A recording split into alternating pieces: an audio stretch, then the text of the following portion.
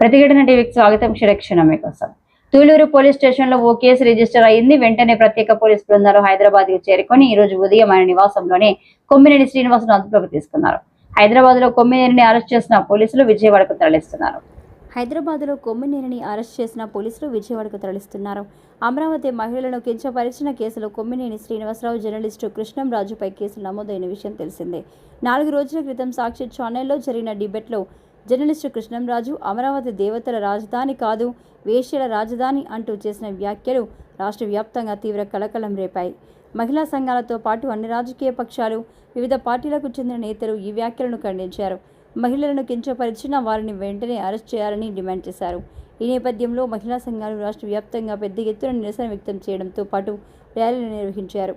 పలు పోలీస్ స్టేషన్లో ఫిర్యాదులు చేశారు. దీంతో పోలీసులు కేసు నమోదు చేశారు. ముఖ్యంగా రాజధాని అమరావతిలోని మహిళలు ఈ వ్యాఖ్యలు చేసిన రోజే పెద్ద ఎత్తున నిరసనలు చేపట్టారు. వెంటనే కొమ్మినేని శ్రీనివాస్, జర్నలిస్టు కృష్ణంరాజులు ఇరువురిని అరెస్ట్ చేయాలంటూ తూలూరు పోలీస్ స్టేషన్లో ఫిర్యాదు చేశారు.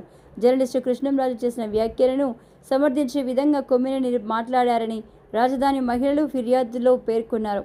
దీన్ని పరిశీలించిన పోలీసులు సాక్షి ఛానల్లో వచ్చిన డిబేట్ను కూడా పరిశీలించారు. అనంతరం కేసులు నమోదు చేశారు.